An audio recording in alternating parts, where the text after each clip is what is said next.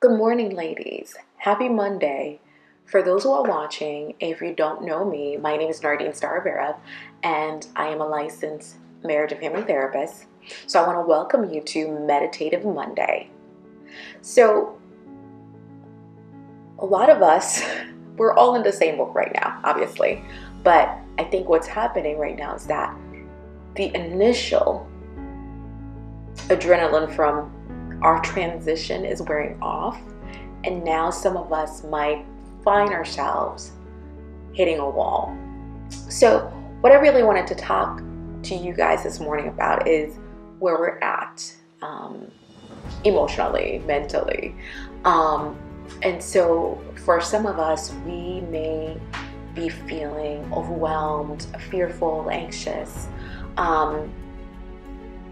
We might be feeling starved of physical contact and maybe feeling burnt out and not even understanding why we're feeling burnt out. You may find yourself fluctuating between fear, anxiety, or sadness. Or if you live alone, the loneliness can be distressing. And yet for others in this pandemic, it might be very devastating.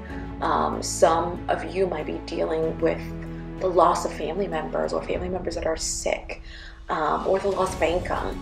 And for those who are healthcare workers who are in the front line, you're having to deal with the anxiety and the worry of exposing yourself, your own personal health, and also having to worry about the safety and health of your family members.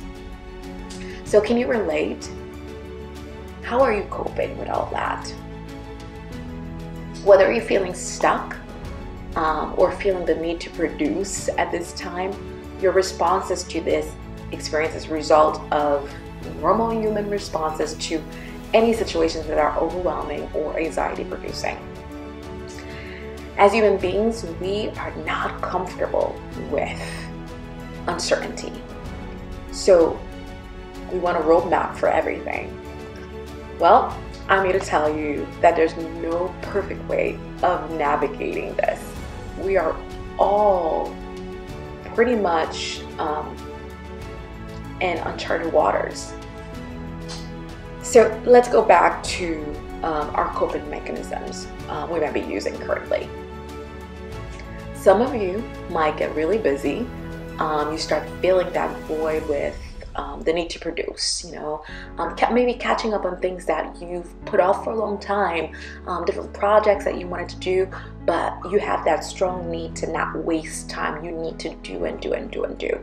While others may be coping by getting frustrated or angry, and still others may be binging, watching a lot of TV, or you may find yourself really, drinking alcohol or indulging in alcohol, drugs, or sex as a way of dealing with the anxiety.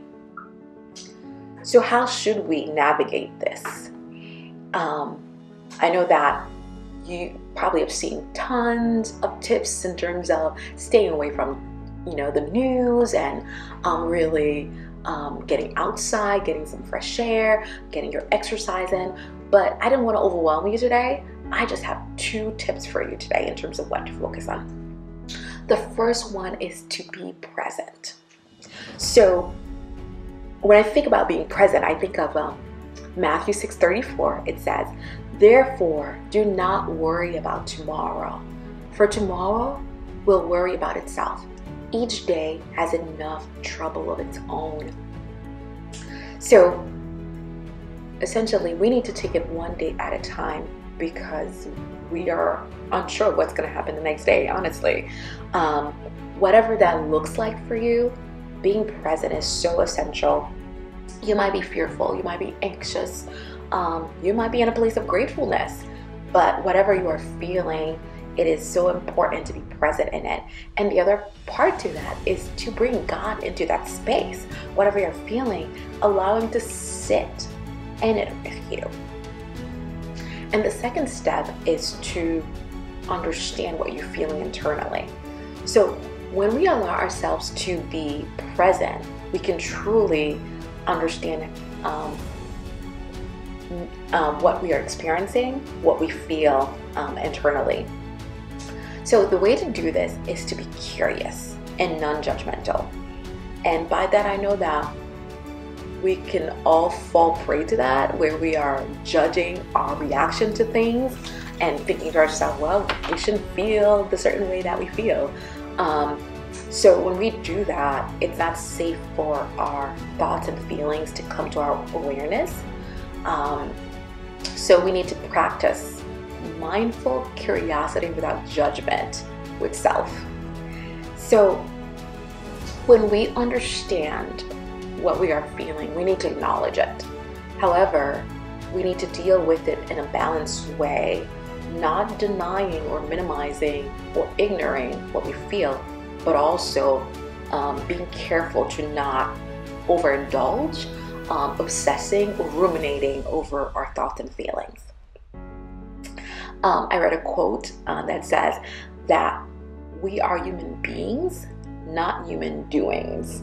And that really resonated with me personally, because I feel like when this first started, I felt like, well, I have time now. I am home, although I do work a couple of days a week online, but it's not as busy as it was. And so I was telling myself, well, you need to be productive. You need to do certain things. And I think a lot of it had to do with the fact that, there's a lot of people in my field that are just producing and feeling like, okay, they need to do this. And I'm thinking to myself, well, I'm not being productive with my time if I'm not doing that. And obviously, I still have young kids, and we're doing homeschooling at home. And then between that and washing dishes and cooking, it feels like it's never ending. I'm exhausted at the end of the night. So there's no way that I really have the capacity to put one more thing on my plate, whether it's taking a course, or which is what I started doing. So I had to be mindful and realize that I was trying to fill the void, and not understanding that I was uncomfortable with not just being present. So I think that it is so important to stay in the presence and really truly be a little uncomfortable, because that's the only way we can truly see and know what we feel internally. So I hope this helped, and I hope you'll be able to live out your week consciously. Thanks. Have a great week. Bye-bye.